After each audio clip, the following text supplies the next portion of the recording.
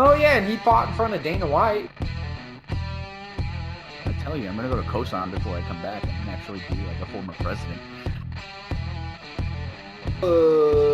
Yeah, he's royalty from somewhere. I think if you were able to get information out of him,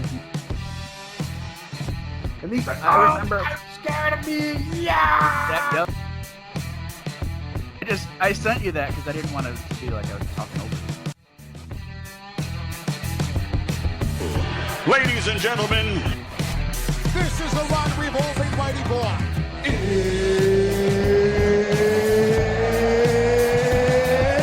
It's good night, freaking Irene! let's get ready to rumble! Time! And knows how to knock people the fire truck out. All right, ladies and gentlemen, welcome to the Fight Chase Podcast, Muay Thai and MMA. Today, we're just going to give you an introduction to who we are. My name is Kelly Green. I'm here along with my co-host, Kurt Brooks from Carson Kickboxing Club. And we're just going to kind of give you an idea of who we are, why we feel that we have something to offer in these subjects of combat sports, mixed martial arts, and that type of thing. And we're going to get right into it and make it short and sweet, kind of give you a background. So let's start from the beginning. Where was Kurt Brooks when it hit him that he had to learn to... Probably didn't think you had to learn to fight, right? What was it that that woke you up and you were like, "Yo, I have to get to a gym"? You know, did you want to be a fighter, or what was that moment that clicked that you were like, "Yo, I need to be doing this"? Okay, so to answer this question, I got to go way back because I became interested in martial arts probably. I was a real little kid, probably 6, 7 years old. Just watching the Ninja Turtles. So. Teenage Mutant Ninja Turtles. Teenage Mutant Ninja Turtles. I got super stoked watching Ninja Turtles, and I was like, basically, I wanted to be a ninja. So the first thing that I did is I actually took karate, and I think a lot of people have a similar story. Most people, well, I shouldn't say most people, but a lot of people took karate as a kid. And, I took karate as a kid. Yeah, if you could afford it. I took karate as a kid. I took karate like off and on as a teenager. But what really happened is I wound up back when we still had VHSs. I went to the video store and I rented UFC 1. So I think a lot of people have a similar story, but I watched UFC 1 and I saw how the karate guys did. And I saw how the Brazilian Jiu-Jitsu guy did. Finish him. And I was like, man, I'm at the wrong place. What year, do you remember, like, what year that would have been? That would have been probably like late 90s, early 2000s. It might even have been before that.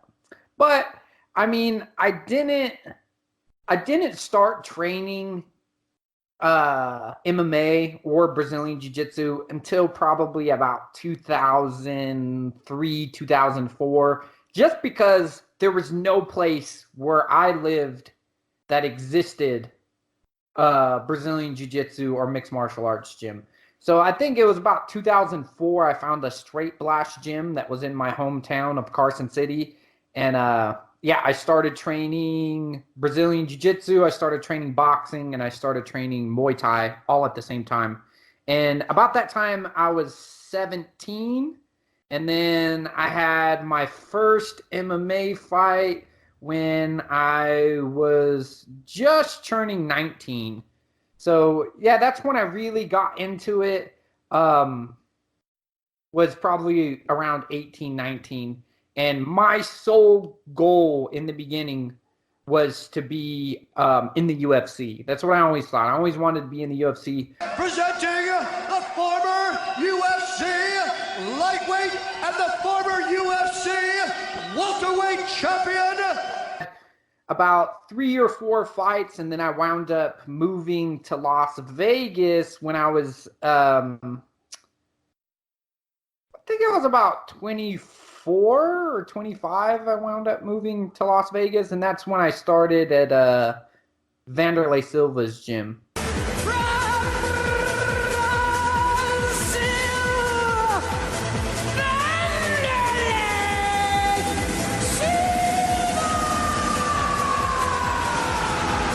Was somewhere around within that time. And then I was at Vanderlei Silva's gym for probably like almost 5 years. I was at Vanderlei Silva's gym. So I spent a lot of time at Vanderlei Silva's gym. But the unfortunate part about being there is my whole goal in the beginning was to be an MMA fighter. Well, I wound up training and competing a ton of jiu-jitsu at Vanderlei Silva's gym, which is kind of weird because, it's an MMA gym.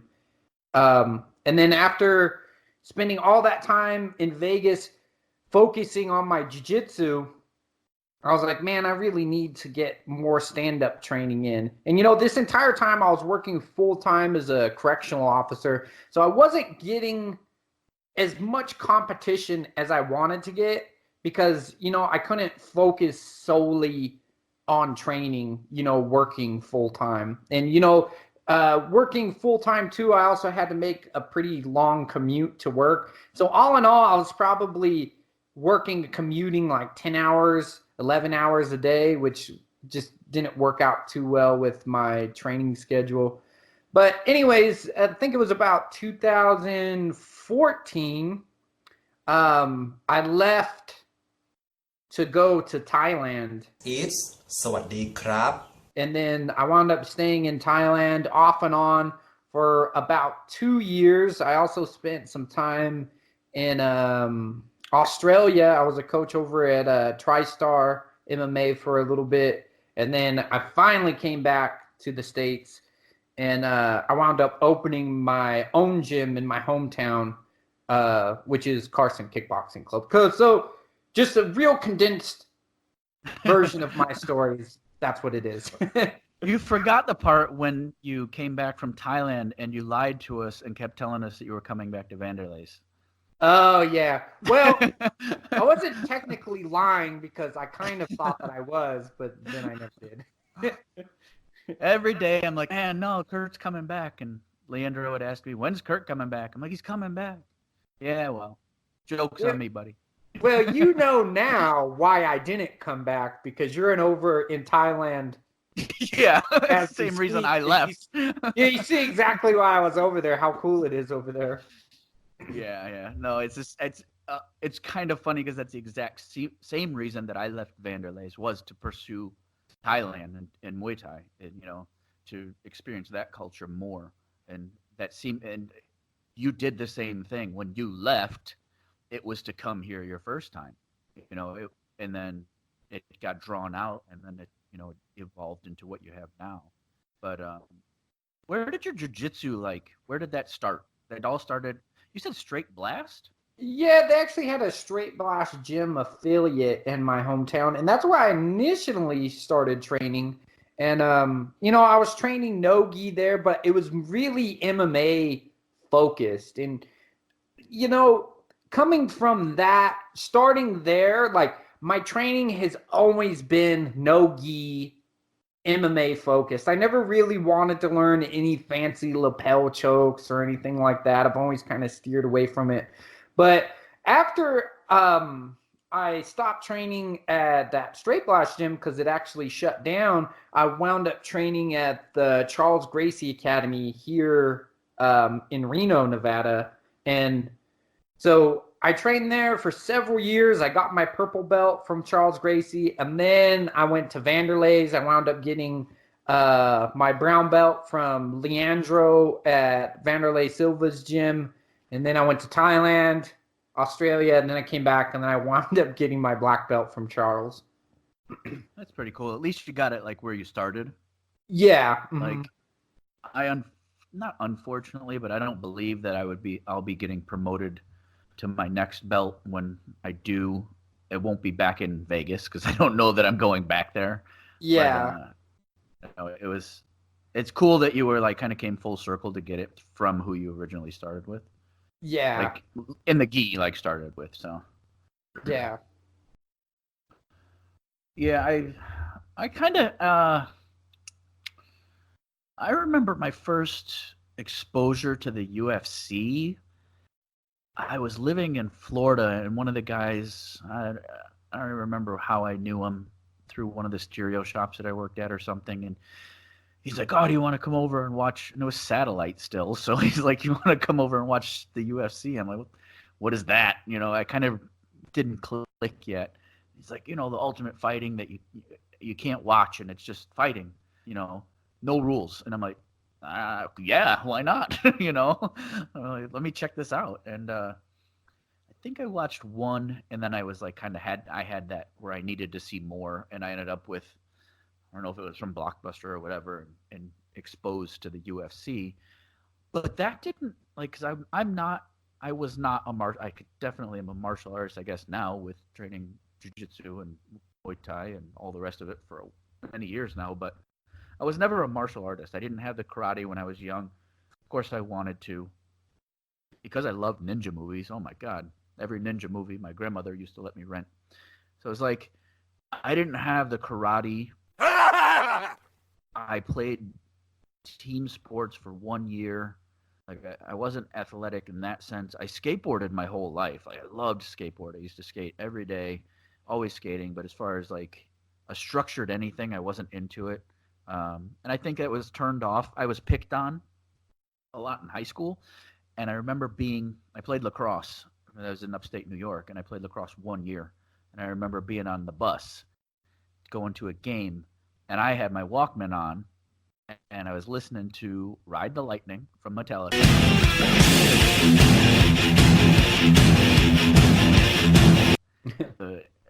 I remember this like so clear, and it just, I don't know, that it didn't scar me, but it's kind of like a thing that's always stuck with me, to never put this kind of situation on somebody else. I was sitting on the bus, right?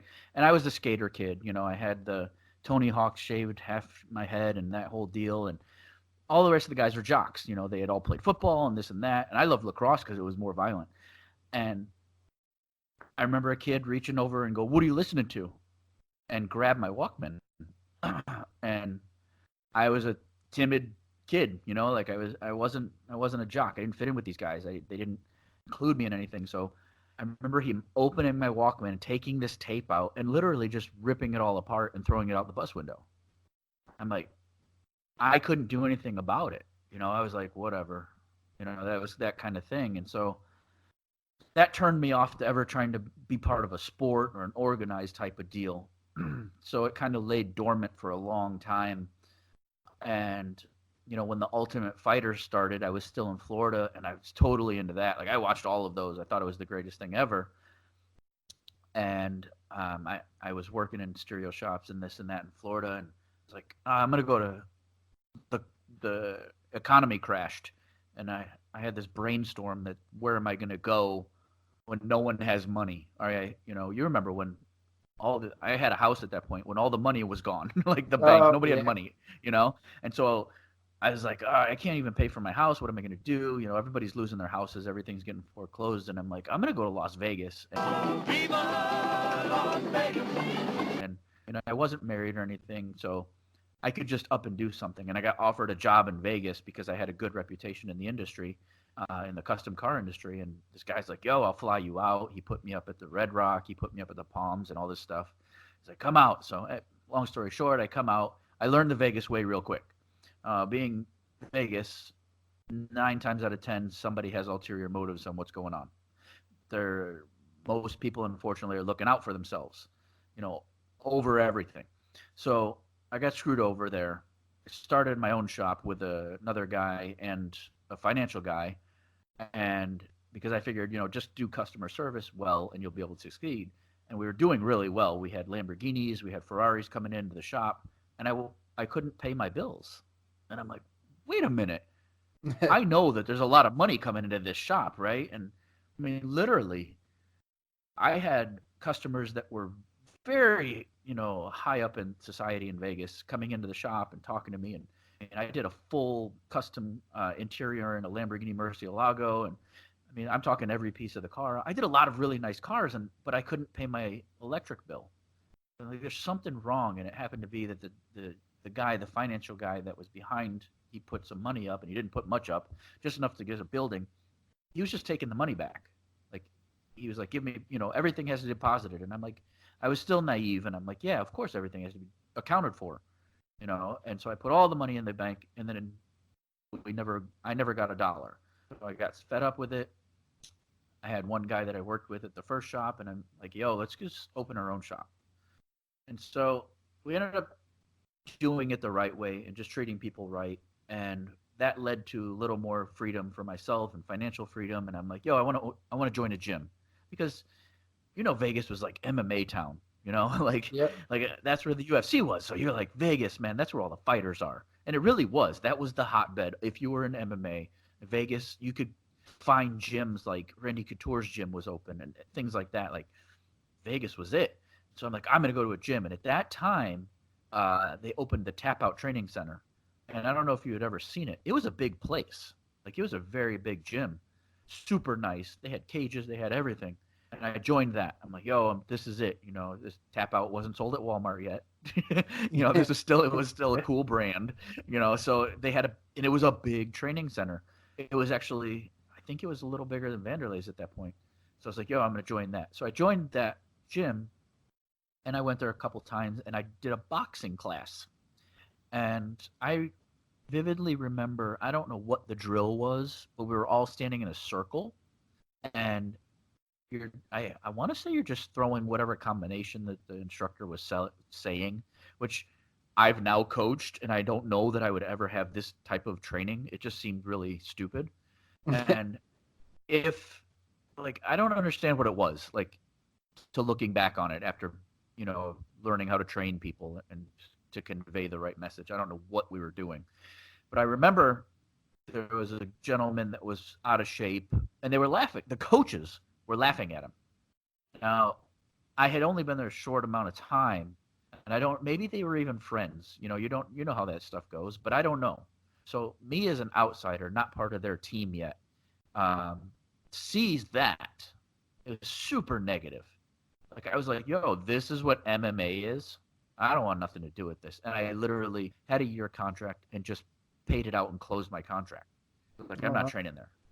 I was like, I don't want nothing to do with this. Like, it was really a bad vibe. And I'm like, screw it. I don't want nothing to do with this. And just focused on the shop. We started building up the shop, and we had good customer. I mean, we dealt with Lamborghini of Las Vegas. We dealt with a lot of really good companies and customers. We had customers that would have us pick up Ferraris that are brand new before the customer even took delivery of them, and we would be customizing them.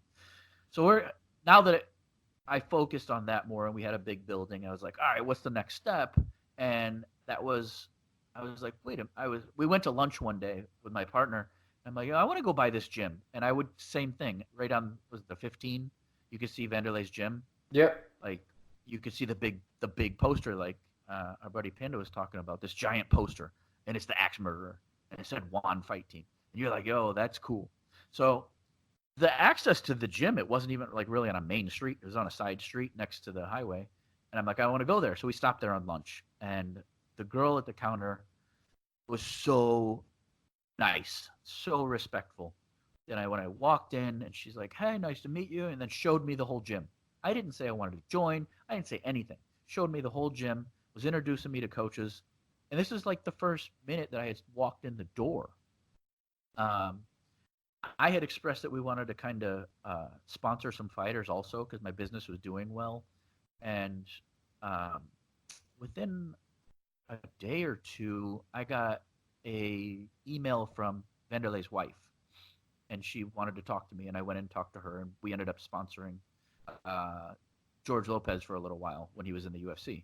He was our while the other coach was out, he was the Muay Thai coach.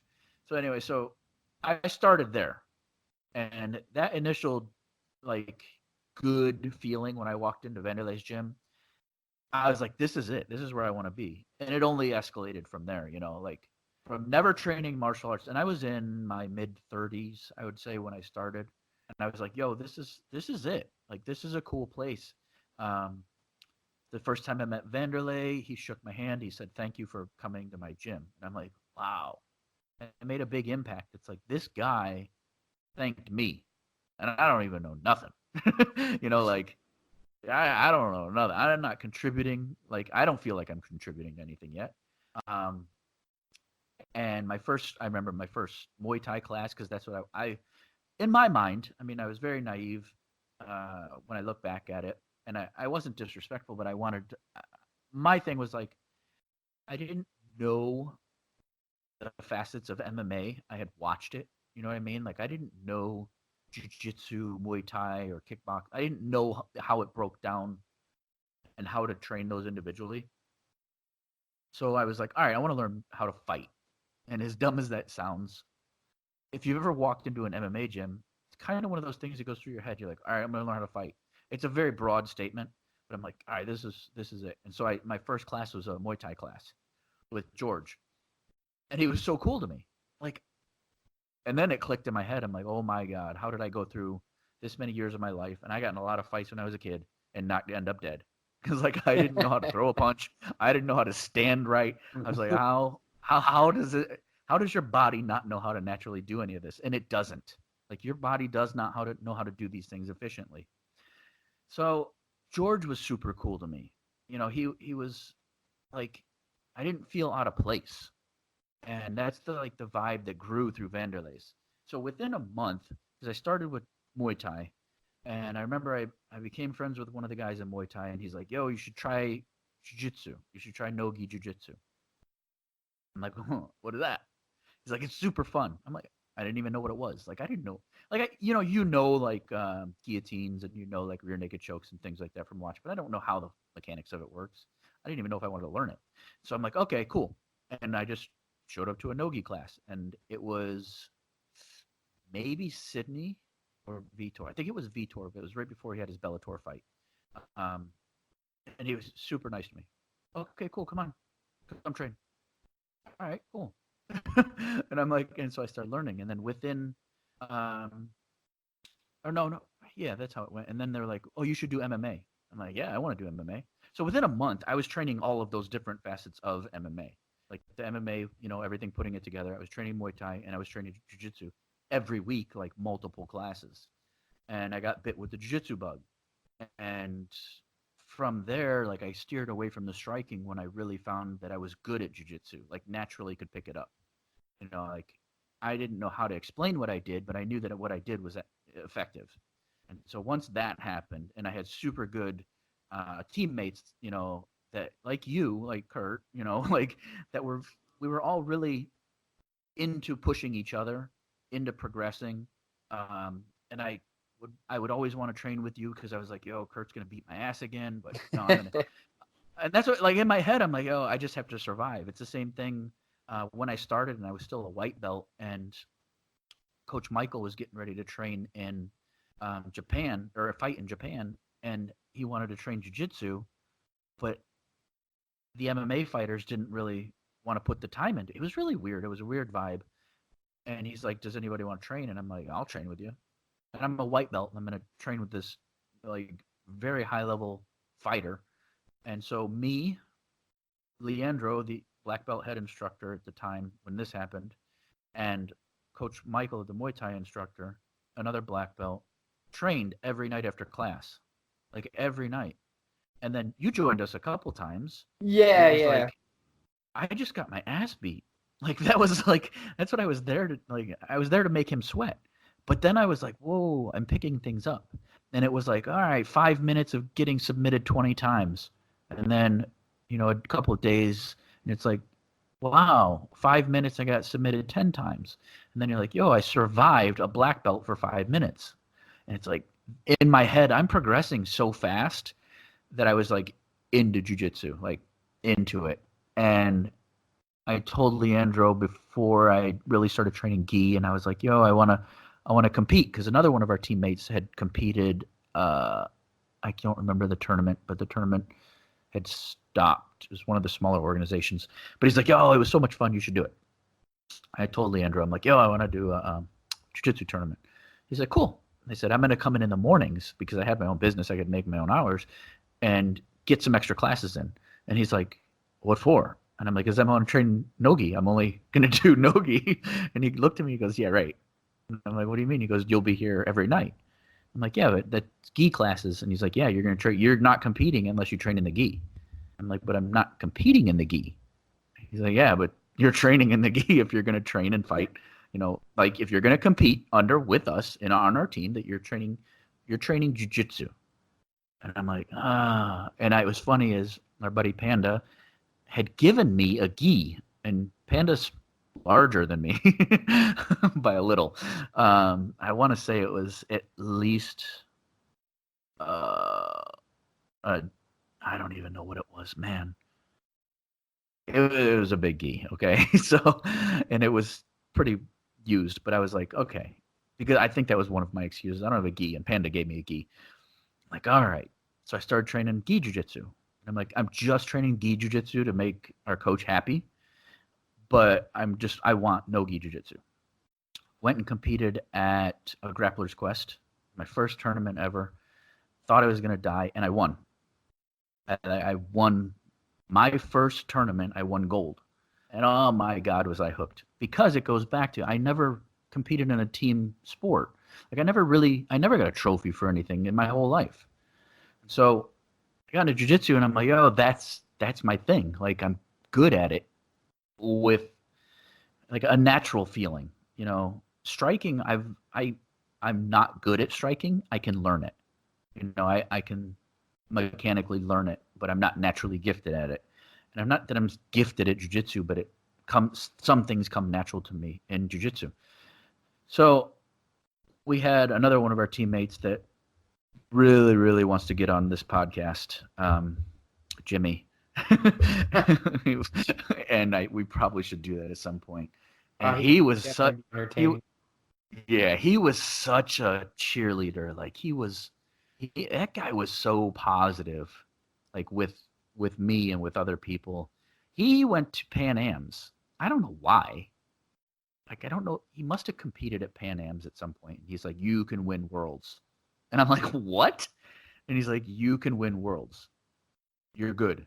And I'm like, worlds. And so worlds, if anybody doesn't know, is worlds. It's exactly what it sounds like.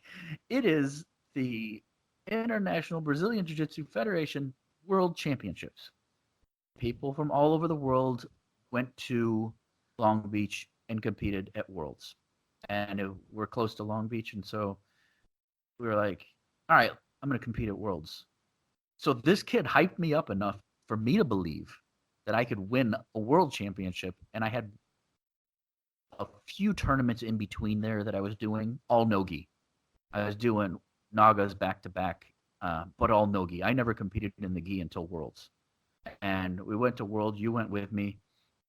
We didn't have a coach there. Leandro was in Brazil, so I was like, oh, I was, super, super grateful that that you were there and you were able to, kind of corner me and help me out. I watched the video not too long ago, and it was funny. Nice. Like I just to hear you, like what you're saying to me, but it was so spot on. Like it was very natural for what you were doing. But so I end up competing, and I win my first match. Oh, damn! I won one. That final match, I watched the match, and I'm like, how did I win this? Like it wasn't bad. Like I didn't do things wrong. Is it where you get stuck in the triangle for like 2 minutes? Yeah, and I'm like, I'm not submitting. I'm not tapping to this. And so I'm like, whatever. And so I go to, and I'm in that match, and I'm like, I could become a world champion. And the gym hadn't had one, hadn't had a jiu-jitsu world champion because we really didn't focus on it. Like jiu-jitsu wasn't it was a big class, but it wasn't like it was one fight team. It was an MMA gym. So we were there at Worlds in 2013, and I win a world championship. My first competition in a gi. And,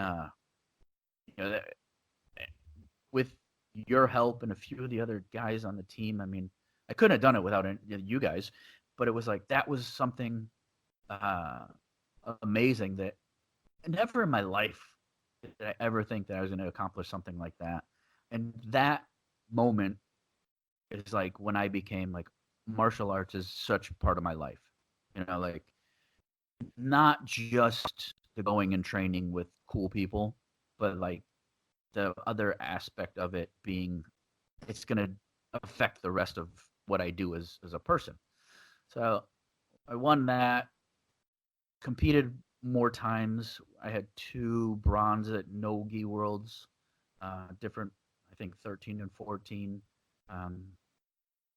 Won a 5 grappling championship. I won one of those. So I was super into jiu-jitsu. And then my homie left.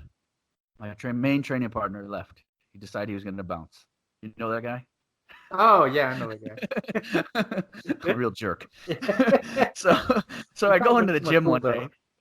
I go into the gym one day, and my buddy says, "Hey, I'm gonna quit my job and go to Thailand." I'm like, "Huh? Like, how do you do that?" And he's like, "I think you told me you were retiring." And I'm like, "How does that work?" I'm like, you're like 10 years younger than me. How do you freaking retire?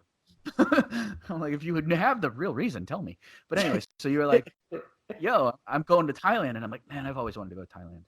And not even the martial art part of it, just to experience. Like, I've watched so many things on Thailand. Just, I'm always interested in other cultures. And the American culture of, I guess you could say, it's just super young. Nobody really realizes that, especially if you're like me. I never left the country before I went to Thailand, other than Canada. And America's super young. We don't have that deep-rooted culture. And you were here, you came back, and I remember not a lot of contact because when you came back, like we didn't talk a lot. You went up to Reno. And I was like, all right, cool. And I was just like, screw it. I'm going to Thailand like a year after you were there. And I hit you up, and I'm like, oh, I'm going to go to Thailand. You're like, oh, I'll be there. I was like, cool. You know, like, really? All right, cool. And then I flew in. Again, I had to get a passport because I had never left the country, especially not after like 9/11. So I didn't have a, you know, like when I went to Canada, I didn't need a passport before then.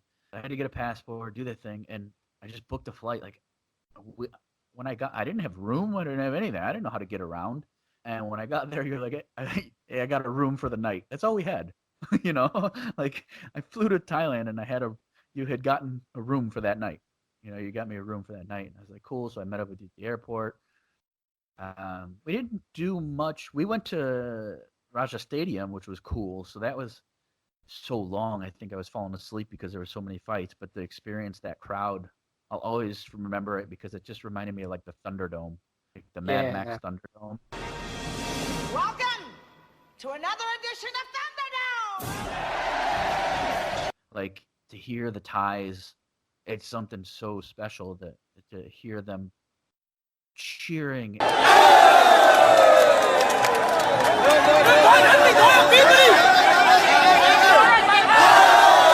And the oi and the things that you will never understand unless you come here. It cannot be emulated in the United States, no matter how much Muay Thai goes on in the United States.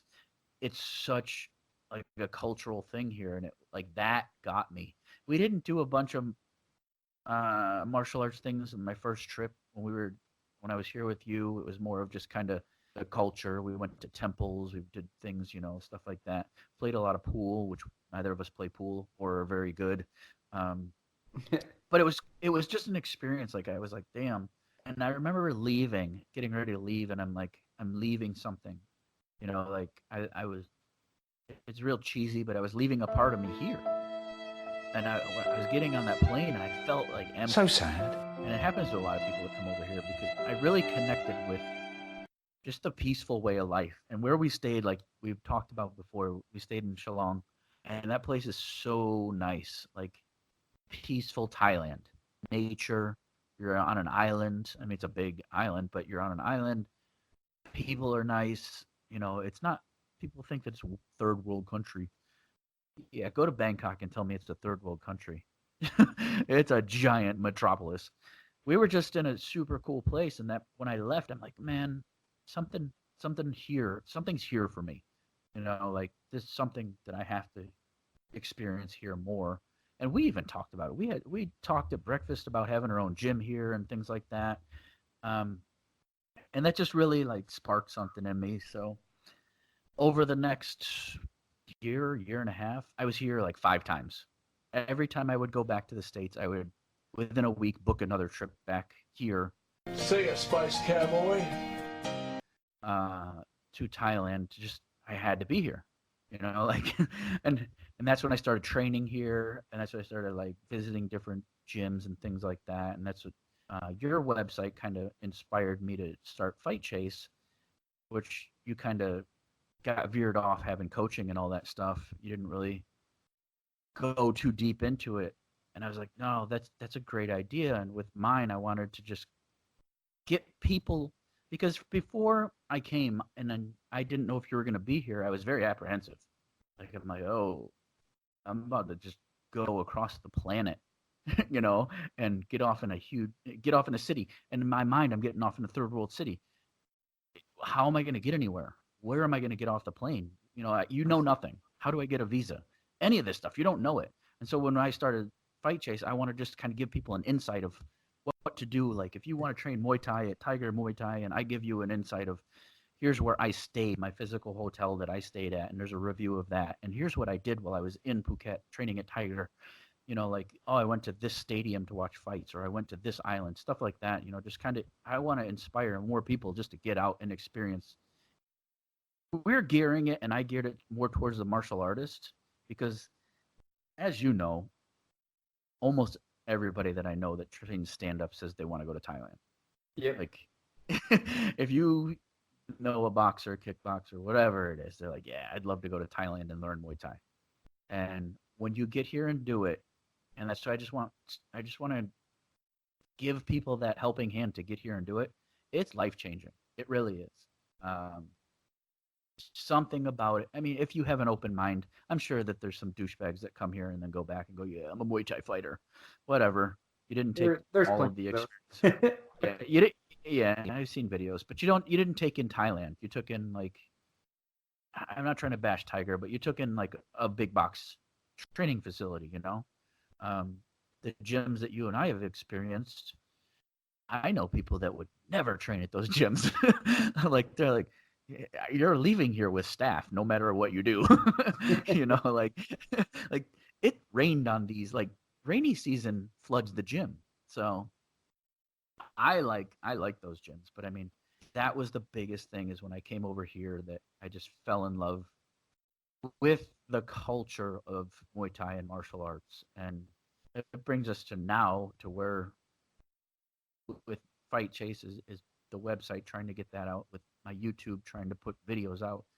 Just want to get people to go, to make that step, to get something else out of life, And it's a lot of the Thai way of sabai, just relax, take it in.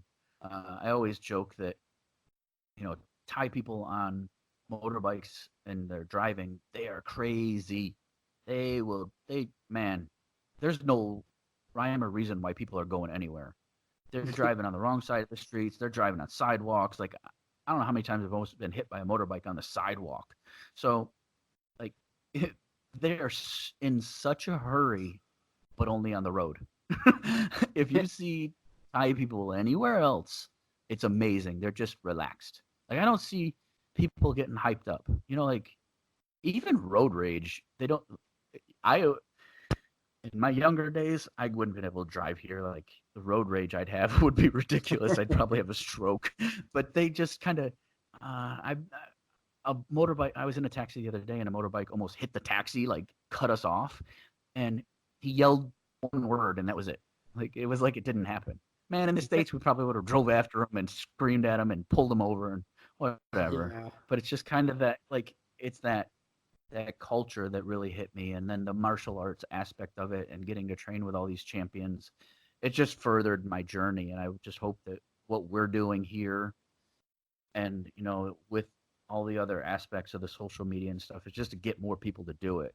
So, like, I started from, that wasn't my intention. My intention was, like I said, I want to learn how to fight for no reason. I'm not going to fight anybody. It was just, you watch this cool stuff on TV and that's what you want to do. And it sounds stupid coming from my mouth, but it's the same story that you have, that Panda has, that Khalil has, that a lot of us have, is like, we saw it on TV. We want to go do that. And then we found Vanderlei's. You had a few places before, but you were like, that's the pinnacle. That's where you wanted to train. Like Vanderlei's really kicked it off for us, So now, having trained here, I was able to go back and, when I decided that I wanted to move over here, my sister informed me that I was not allowed to without spending time with my nephews. So so I spent 2 years with my sister and my nephews and her family. And in that time, when I showed up there, I had already gotten my nephew, who was 5. He started training jiu-jitsu at a Renzo Gracie Academy in New Hampshire. And I had trained at the gym when I went to visit her. The guys were amazing. The coach was super cool, like very talented. And he was so inviting. And little to my knowledge, when I moved there, I was the Muay Thai instructor. So I didn't know that. So when I moved to my sister's in New Hampshire, I went to meet, the owner of the gym, and they were actually remodeling one of the gyms. And I was like, yeah, I'll help. And I was told, like, he had hit me up and said, hey, I want you to coach the Muay Thai program. And I hadn't coached it. I had trained over here. Muay Thai extensively in Thailand, more than I had trained in the States. And he's like, yeah, you're going to be my Muay Thai coach. He really didn't give me a choice. I'm like, yeah, I'll think about it. And so I went and helped him. And what really set it off, like, he didn't mention it. And then I was helping him remodel this gym, and a lot of the students would come in and help. And one of these guys was like, oh, we know who you are. You're the new Muay Thai coach. And I'm like, huh? So, like, I hadn't said, yeah, I'll do it. But one of the students was, like, super psyched that I had trained in Thailand. And I'm like, I have to share this. And I had spoke to you a bunch of times because I hadn't coached yet. And I had spoke to you about, what right or wrong way to do it, and figured out kind of my style. And I was able to grow the program, and I was able to I believe, to do it a very good way. Everybody was enjoying themselves, but giving them Muay Thai from Thailand. That's what I always try to do, is give a very genuine, word is, but a very authentic Muay Thai that I learned here. The most flashy things that I'd ever taught were, a few like spinning elbow or jump knees or things like that, because nobody here is teaching wild, crazy things. They're just not. So when I went back and I was like, from scratch, I get to build a Muay Thai program. I'm going to build it as much as I have learned from Thailand. And that's what I was able to do. And that was pretty cool. So for 2 years, I was the head Muay Thai instructor at Renzo Gracie, New Hampshire. And I was able to earn my purple belt while I was there. So still training jiu-jitsu, which I love jiu-jitsu, and then really getting into my Muay Thai, which seemed to happen with you too, right? Like after you were here, didn't it kind of like your focus switched a little? Yeah, I always there for a while, like, because I always go in phases where I'll focus on one particular thing. And yeah, after I came back from Thailand, yeah, I had trained Muay Thai for years in the States, but it wasn't always consistent. But once I went back there and I really got a good idea of a lot of the little things that are so important.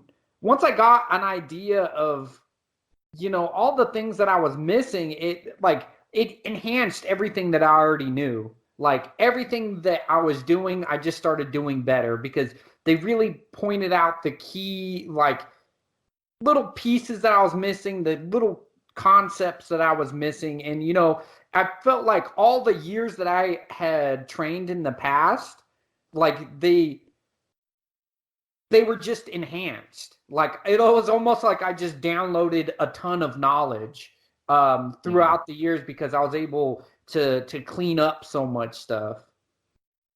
Yeah, I felt like almost the opposite. I erased my hard drive when I came here. Oh, okay. And I have photos, like I take photos and videos of all my trainings, and I look at the photos, and I am so like a little kid when I'm like in these photos. Like I'm just like, what are you teaching me? You know, like what can I take from this? And I try and take like I've trained with legends, and I try to take something from every one of them over here. You know, whether it's you know, something simple from a foot placement to your when you throw your cross, you need it to pop, and your elbow needs to move just this much. And I've been taught this by legends, absolute legends of Muay Thai. And how am I going to tell them they're wrong? I mean, these are, you know, amazing martial artists, fighters that devoted their lives, and they're still devoting their lives to Muay Thai. I'm not going to tell them they're wrong, you know. And so I felt like what I learned in the States, I guess, gave me my base. It gave me, but it didn't even give me like a stance, you know, like it really, because even my stance, like I don't remember what it was from training in the States. You know what I mean? Like, yeah. I don't remember what it was before. It's been reprogrammed. It's like that has been deleted. It's been updated. So I don't remember how I threw a punch. Obviously, it's way better now, but I don't remember what I was doing then. So it's kind of like I know now what I've been taught here, and that's what I try to convey to like students and things like that. So I understand you had a lot more experience with it, like going more towards you wanted to fight. So you were, you know, you adapted those skills and you were using them in a different manner. When I was training stand up, it was kind of like there was no rhyme or reason other than I wanted to learn it. So it was just kind of do it. But then when I got here, I found that there was a real reason to be doing it. So like that's when I fell in love with it. And it was like then maybe it was, you know, I didn't take in all the details before, whatever the case may be. But when I got here, it was like, oh my God. It's like you were, when I was in the States, I had a four-piece preschool, you know, color puzzle. Like, like that's my mentality there is like, okay, I had that. And when I got here, it's like, you got that mountainscape puzzle that has 12,000 pieces. Like, and I'm just, every time I train, I'm adding one little thing to it. Like, oh, there's a corner piece, you know? Like, I feel the same way. I feel like before I almost like I understood that striking was complex, but I always thought like, it's not, you know, it's not as complex as jiu-jitsu per se. Exactly, yeah. But then when you start getting these high level, you know, Thai coaches explaining things to you, you're like, holy cow, like this, there is a lot to this. Yeah, and then like that's what I try to do with my students is I'm like, I'm not going to show you how to punch and kick. Like that's not it. You know, like there's so much between being able to punch and kick. You know, it's like it starts where you're standing, how your feet are. Literally, it starts at your feet, even if you're throwing a punch. So there's a lot of distance in between there. Your hips have to be a certain way. There's so much in there. And like you're saying, is like before I came over here, jiu-jitsu was like, man, jiu-jitsu is complex. Jiu-jitsu has so many different, you know, facets of jiu-jitsu. You know what? I've reversed the way I thought. Now, jiu-jitsu is complex, but it also evolves with just flashy stuff, I think. You know, trends. Jiu-jitsu is very trendy. Whereas, like, I learned to reset my jiu-jitsu to what works, to understand body mechanics. And that made my jiu-jitsu even more, you know, more solid, I feel like. Like, I'm trying to expand my jiu-jitsu all the time. Like, you're always trying to learn still, but I'm not trying to learn things that don't work for me. I'll try them. I've tried to berimbolo, and it just wasn't my thing. You know, I tried it a bunch of times. We used to mess around with it all the time, but it's just not my thing. So I'm trying to develop it, but it's more of, okay, I have a good base of what jiu-jitsu is, and you just add little tools to it. It's where stand-up is like, man. And I'm sure that everybody, when they find like their thing, like same thing with boxing. I don't know boxing, but I'm sure boxers feel the same way. You know, like, yeah, you think you know boxing, but wait until we explain it to you. And I'm sure that's true. Mm-hmm. You know, you go and train with Henzo. Like we had Henzo in for a seminar, and he teaches you some basic stuff, but your hand goes in a different spot. So you learn things like that. But it's when I started to get exposed to high level striking, like high level Lumpini champions and things like that, you're like, wow, this is like mind blowing. And like I said, I have many, many photos of just me. It looks like I'm staring in awe, which I am, but I'm trying to take in what they're saying. And it's just like, it's something that I would hope that every martial artist can get. That leaves us to where we are today, where we decided to start a podcast. We talked about a bunch of different things for a while, and a year later almost, we started a podcast because we're just trying to, I don't know, with this thing, what are we doing with this? Just voice our opinions?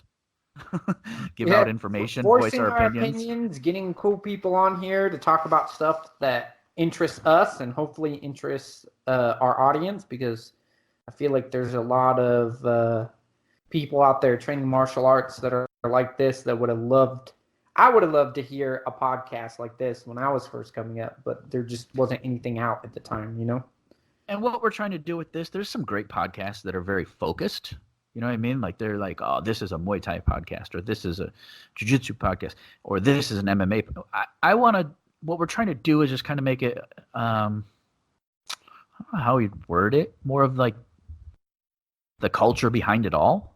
You know, not necessarily just the Thai culture, but I'm saying as far as martial arts, we like to, you know, we have a good experience on Muay Thai and a good experience on MMA, good experience in Jiu-Jitsu, so we're not numbskulls just trying to, you know, be keyboard warriors and tell your opinion, you know, our opinions on things like that, but more of the community, like you were saying. We want to get cool people on that we know or we don't know, cool stories. I mean, we have tons of stories of training and traveling and all that other stuff, and just give people entertainment. I mean, entertainment and hopefully inspiration to do some stuff, you know, whether it's take an extra class a week or travel to the other side of the world, just inspire somebody to do something that's positive.